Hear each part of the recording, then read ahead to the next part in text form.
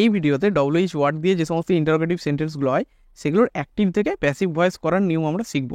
ভিডিওটা শেষ অবধি দেখো, একদম তোমাদের সমস্ত ডাউট এবং সমস্ত কনফিউশন ক্লিয়ার হয়ে যাবে। চলো আর বেশি দেরি না করে লেটস গেট স্টার্টেড। শুরু করার আগে প্রথমেই আমি বলে দিই যে সমস্ত WH ওয়ার্ডগুলো আছে, যেমন ধরো হোয়াট, হুইচ, হোয়েন, হাউ, তো এদের মধ্যে এই যে হু যে ওয়ার্ডটা আছে এইটা যখন অ্যাক্টিভ থেকে প্যাসিভ করবো তখন হুম করতে হবে, আর যখন অ্যাক্টিভে হুম থাকবে তখন প্যাসিভে হু করতে হবে, আর ঠিক উল্টে যায়। বাকি সমস্ত WH ওয়ার্ড সেম থাকবে, শুধু হুয়ের ক্ষেত্রে এই নিয়মটা খাটে। তো চলো এরপর আমরা এক্সাম্পলগুলো দেখি। তো আমি এখানে 3টে সেন্টেন্স লিখেছি, what do you want, what does you want, what does Rahul want. সেন্টেন্সগুলো একই রকমের কিন্তু সাবজেক্টগুলো আলাদা আলাদা আছে, যাতে তোমরা আরও বেটারভাবে বুঝতে পারো, তার জন্য আমি আলাদা আলাদা সাবজেক্ট রেখে করেছি। তো প্রথমের সেন্টেন্সটা দেখো কি আছে, হোয়াট ডু ইউ ওয়ান্ট, তুমি কি চাও। তো এই ধরনের যখন হোয়াট দিয়ে থাকবে তখন প্রথমেই কি করবে, যেমন আছে তেমন লিখে দেবে, ফর্মুলার মতো করে একদম মনে রাখো। হোয়াট লিখে দিলে তারপরে একটু গ্যাপ দেবে, একটু গ্যাপ দিয়ে তোমরা মেন ভার্ব কোনটা সেটা লিখে দাও, সেটার থার্ড ফর্মটা লিখে দাও। মেন ভার্ব কোনটা, ডু নাকি ওয়ান্ট, কোনটা main verb? Want main verb. তো ওয়ান্টেড থার্ড ফর্ম কি, ওয়ান্টেড। একটু গ্যাপ দিয়ে তোমরা ওয়ান্টেড লিখে দাও, ওয়ান্টেড হলো হোয়াট। এরপরে দেখো কে চাইছে, তুমি চাইছো। হোয়াট ডু ইউ ওয়ান্ট মানে কি, তুমি কি চাও। তো চাওয়াটা কার দ্বারা হচ্ছে, তোমার দ্বারা, ইউ। তো বাই ইউ লিখে দাও,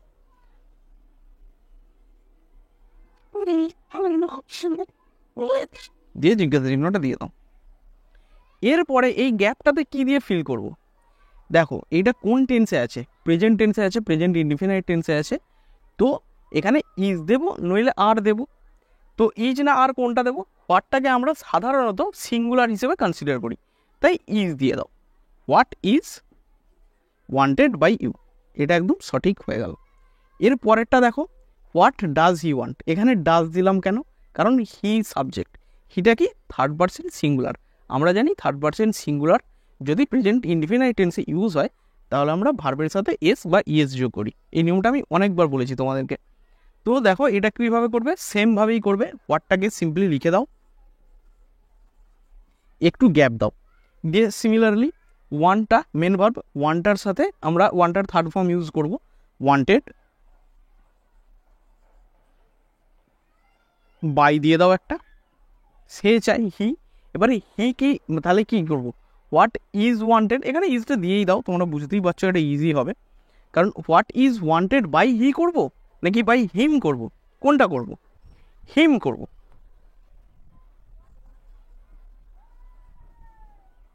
হিম কেন করলাম, কারণ হি এর অবজেক্টিভ ফর্মটা আমাদেরকে দিতে হবে। তার দ্বারা কি চাওয়া হয়েছিল, মানেটা কি দাঁড়াচ্ছে, তার দ্বারা কি চাওয়া হয়েছিল, বুঝতে পারলে, তাই হিম করলাম। হি থাকলে হিম করতে হবে, সি থাকলে হার করতে হবে, আর নাম থাকলে ওর জন্যই আমি আলাদা আলাদাভাবে তোমাদেরকে দিলাম। এরপরের সেন্টেন্সটা দেখো, সিমিলারলি কি করবে, হোয়াটটাকে সিম্পলি লিখে দেবে, এরপরে ওয়ানটাকে ওয়ান্টেড করে দাও, বাই।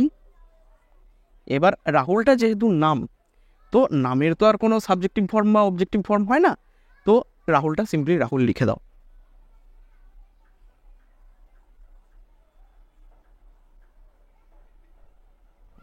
ইজ তোমরা বুঝতেই পারছো ইজি হবে। তাহলে what is wanted by Rahul, অবশ্যই জিজ্ঞাসা চিহ্নগুলো দেবে, নাহলে সব বৃথা হয়ে যাবে। তো বুঝতে পেরেছো। এরপর চলো আমরা অন্য ধরনের যে এক্সাম্পলগুলো হয় সেইগুলো দিয়ে শিখি। তো এরপর দেখো আমি 3টে আরও সেন্টেন্স লিখেছি। প্রথমের সেন্টেন্সটা, what did she say, why did he scold you, when did Anu punish her. তো প্রথমের সেন্টেন্সটা এখন ধরছি, ঠিক আছে। হোয়াট ডিড সি সে, সে কি বলেছিল, এখানে একজন মহিলা, তার মানে মেয়ে একজন, সি আছে যেহেতু, এবং দেখো টেন্সটা ডিড মানে কি, পাস্ট টেন্স করা আছে, তাই তো। তাহলে এটা কিভাবে করব, একইভাবেই সিম্পলি হোয়াট লিখে দাও, আগে লিখে দিলে এরপরে কি ডিড সি সে আছে, তো মেন ভার্ব তো সে, বুঝতেই পারছো। একটু গ্যাপ দিয়ে সেটার মানে এই সে ওয়ার্ডটার, এটা তো ভার্ব, এইটার থার্ড ফর্ম দিয়ে দাও, কি হবে, সেড, তাই তো। সে সেড হোয়াট এখানে গ্যাপ দিয়ে সেইড করে দাও, SAID। এরপরে সি, এবারে কি বলেছিলাম, একটা বাই দিতে হবে, আর দিয়ে সি আছে যেহেতু সিটাকে হার করতে হবে, বাই হার, জিজ্ঞাসা চিহ্নটা দিয়ে দাও, জিজ্ঞাসা চিহ্নটা দিয়ে দাও। এরপরে কি এখানে কি হবে বলো, ডিড আছে মানে পাস্ট টেন্স, তাহলে আমাদেরকে ওয়াজ কিংবা ওয়ার করতে হবে, তাই তো। কিন্তু কি যেহেতু এখানে হোয়াট আছে তাই ওয়ার না করে ওয়াজ করব। দেখো what was shed by her, বুঝতে পেরেছ। এর পরের দুটো সেন্টেন্স যদি ভালো করে খেয়াল করো দেখবে, এইখানে দেখো why did she scold you, এইখানে দেখো আলাদা করে সাবজেক্ট আবার আছে, আবার আলাদা করে অবজেক্টও আছে। তো তুমি হোয়াই ডিড, সে কেন তাকে তোমাকে বকেছিল, সে কেন তোমাকে বকেছিল, why did he scold you. তাহলে এই ক্ষেত্রে তোমাকে আগে প্রথমে কি করতে হবে, মনে মনে ভেবে নাও, হি স্কোল্ডেড ইউ। স্কোল্ডেড কেন বললাম, কারণ ডিড আছে বলে। তোমরা আগে এটাকে মনে মনে অ্যাসার্টিভ করে নাও। তোমরা প্রথম এটাকে লিখেও নিতে পারো, আমি প্রথম সেন্টেন্সটাতে লিখে দিচ্ছি, হি স্কোল্ডেড ইউ। এটাকে প্রথমে তোমরা ইন্টারোগেটিভ থেকে অ্যাসার্টিভ করে নাও তোমাদের বোঝার সুবিধের জন্য। এরপরে দেখো, এরপরে কি তোমরা এটাকে ডাইরেক্ট এবার প্যাসিভ করো। কীভাবে প্যাসিভ করবে, you were scolded by him, তাই তো, বুঝতে পারলে তো। কারণ ইউটা কি অবজেক্ট, কে কাকে বকেছে, সে তোমাকে বকেছে, মানে তুমি বকা খেয়েছো। তাহলে এইখানে কি ইউটা অবজেক্ট, ইউটাকে সাবজেক্ট করলাম। তো you were scolded by him, বুঝতে পেরেছো। এরপরে ইন্টারোগেটিভ করো, সিম্পলি করে দাও হোয়াই। এরপরে দেখো ইন্টারোগেটিভ বা প্রশ্নবোধক করতে গেলে আমাদেরকে কি হেল্পিং বা অক্সিলারি ভার্ব যেটাই থাকে সেটাকে সাবজেক্টের আগে লিখতে হয়। তাহলে হোয়াই ওয়ার, এরপরে ইউ স্কোল্ডেড বাই হিম, এবারে একটা জিজ্ঞাসা চিহ্ন দিয়ে দাও। তাহলে কি why were you scolded by him, বুঝতে পেরেছো, ভালোভাবে বুঝতে পেরেছো। এইভাবে স্টেপ বাই স্টেপ প্রথম করো, আস্তে আস্তে করতে করতে তোমাদের প্র্যাকটিস হয়ে যাবে। এরপরে দেখো হোয়েন ডিড অনু পানিশ হার, কখন অনু তাকে পানিশ করেছিল, হোয়েন দিয়ে আছে এবং এখানেও ওই তাই একটা আলাদা আলাদা, এটা সাবজেক্ট এবং এটা কি এখানে অবজেক্ট। কে কাকে পানিশ করেছিল, অনু তাকে পানিশ করেছিল, হার মানে তাকে পানিশ করেছিল, কাউকে একজনকে পানিশ করেছিল। তাহলে এটাতেও সিম্পলি কি করো, তোমরা প্রথমে করে দাও অনু, যেহেতু পাস্ট ফর্মে আছে পানিশড করে দাও, পানিশড হার করে দিলে। এইটার প্যাসিভ করো, প্যাসিভ করতে গেলে কি করতে হবে, হার আছে, হারটা ওখানে অবজেক্ট, হারটা এখানে সাবজেক্ট হয়ে আসবে। তাহলে কি হবে, সি হবে, she was punished by অনু, তাই তো। এবার এটা সিম্পলি ইন্টারোগেটিভ করে দাও, সিম্পলি কি হোয়েন দিলে বি ভার্বটা আগে চলে আসবে, when was she punished by wow, জিজ্ঞাসা চিহ্নটা দিতে ভুলো না যেন। তো বুঝতে পারলে, এইগুলোতে যেইগুলোতে দেখো একটা সাবজেক্ট এবং অবজেক্ট আলাদা আলাদা করে একদম পুরো করা থাকবে, তখন তোমরা এইভাবে প্রথম প্র্যাকটিসের জন্য করতে পারো। আস্তে আস্তে করতে করতে তোমরা বুঝতে পেরে যাবে, তারপরে তোমরা ইজিলি ডাইরেক্ট তোমরা ইন্টারোগেটিভের প্যাসিভ করতে পারবে। আরও কয়েকটা উদাহরণ আমরা দেখি। এইবার সেন্টেন্সগুলো দেখো, who gave you the pen, কে তোমাকে কলমটি দিয়েছিল, হুম ডিড ইউ প্রপোজ, তুমি কাকে প্রপোজ করেছিলে। তো প্রথমের সেন্টেন্সটা প্রথমে ধরি, who gave you the pen, তোমরা এই হু এর বদলে কিছু একটা ধরে নাও, কাউকে একটা ধরে নাও, যে someone gave you the pen, এরকম একটা মনে মনে ভেবে নাও। তো someone gave you the pen হলো। এরপরে এইটার প্যাসিভ করো। কীভাবে প্যাসিভ করবে? এখানে কি ইউটা তো অবজেক্ট, কে তোমাকে কলম দিয়েছিল? সামওয়ান গেভ ইউ, কেউ একজন তো দিয়েছিল। তাহলে ইউটাকে প্রথমে নিয়ে চলেছো। ইউ ওয়ার হবে, কারণ পাস্ট আছে, পাস্ট টেন্স তো। You were given the pen by someone, the pen by someone, এরকম ভেবে নাও। এরপরে এইটার ইন্টারোগেটিভ করো। তুমি হু এর বদলে কি করেছিলে?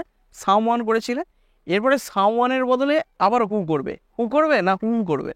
হুম করবে। আমি প্রথমেই বলেছিলাম হু থেকে হুম হয়, হুম থেকে হু হয়। তাহলে সামওয়ানের বদলে হুম করে দাও এবং বাইটাকে প্রথমে নিয়ে চলে এসো। তাহলে বাই হুম। এরপরে কি আমরা জানি ইন্টারোগেটিভের ক্ষেত্রে কি হয়, যে অক্সিলারি ভার্বটা বা হেল্পিং ভার্বটা থাকে সেটা প্রথমে আসে। ওয়ার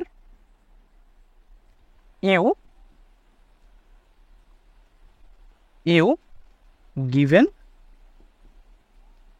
দ্য পেন দিয়ে জিজ্ঞাসা চিহ্ন। বুঝতে পারলে? এর পরের সেন্টেন্সটা দেখো, হুম ডিড ইউ প্রপোজ আছে তো। তো তুমি কাকে প্রপোজ করেছিলে? তোমার একটা ট্রিক বলে দিচ্ছি, যখন হুম থাকবে না তখন ডাইরেক্ট তোমরা হুমের নিচে বা প্রথমেই হু করে দেবে। হু করে দিলে এরপরে হু এর সাথে আমরা বেশিরভাগ ক্ষেত্রে কী করে দিই? পাস্ট টেন্সের ক্ষেত্রে ওয়াজ করি এবং প্রেজেন্ট টেন্সের ক্ষেত্রে ইজ করি, তাই তো? তাহলে হু, এখানে কি ডিড আছে পাস্ট টেন্স, তাহলে হু ওয়াজ।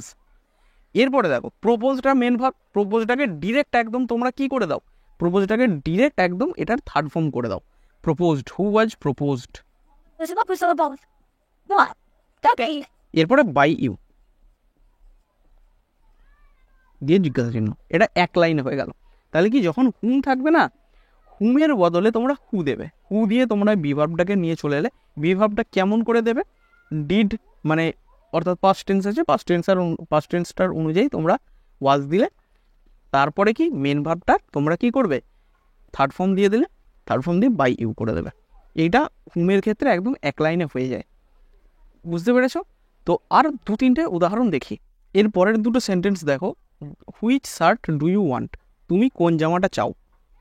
Which pen does she require, তার কোন কলমটি প্রয়োজন। তো যখন এরকম which shirt, which pen, which book, which pen এরকম যখন থাকবে তখন ডিরেক্ট তোমরা এইটাকে একদম প্যাসিভের লেখার সময় প্রথমেই লিখে নেবে। দেখো হুইচ শার্ট আছে, তোমরা হুইচ শার্টই করে দাও, হুইচ শার্ট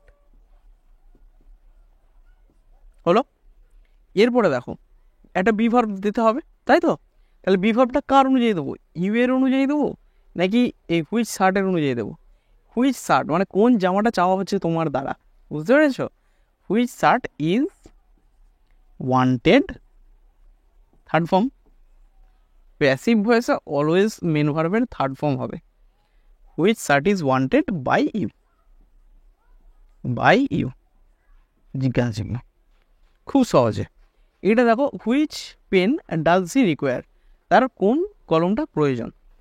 এক্ষেত্রেও সেম, তোমরা কি করে দাও? হুইচ পেন দিয়ে দাও। এরপরে দেখো হুইচ পেন ইজ, কারণ কি এখানে পেন্স নেই, তাই তো? এবং এটা কি কোন টেন্সে আছে? তোমার প্রেজেন্ট টেন্সে আছে। তাহলে হুইচ পেন ইজ, যদি এখানে হুইচ পেন্স হতো মানে কোন কতগুলো কলম, কোন কলমগুলো, তখন আমাদেরকে আর করতে হতো। তো হুইচ পেন ইজ রিকোয়ার্ড, এখানে রিকোয়ার্ডটা মেন ভার্ব। হ্যাঁ, রিকোয়ার্ড বাই হার জিজ্ঞাসা চিহ্ন। তাহলে which pen is required by her, তার দ্বারা কোন কলমটা প্রয়োজন। বুঝতে পেরেছো? তো মোটামুটি আমি চেষ্টা করলাম তোমাদেরকে ডব্লিউএইচ কোয়েশ্চেন দিয়ে যেই আমাদের অ্যাক্টিভ ভয়েসগুলো হয় সেগুলোকে কীভাবে প্যাসিভ করতে হয়। তো আশা করছি বুঝতে পেরেছো। ভিডিও ভালো লাগলে চ্যানেলটাকে সাবস্ক্রাইব করতে পারো, শেয়ার করতে পারো, আর কোনো কনফিউশন বা ডাউট থাকলে কমেন্ট করবে। ধন্যবাদ।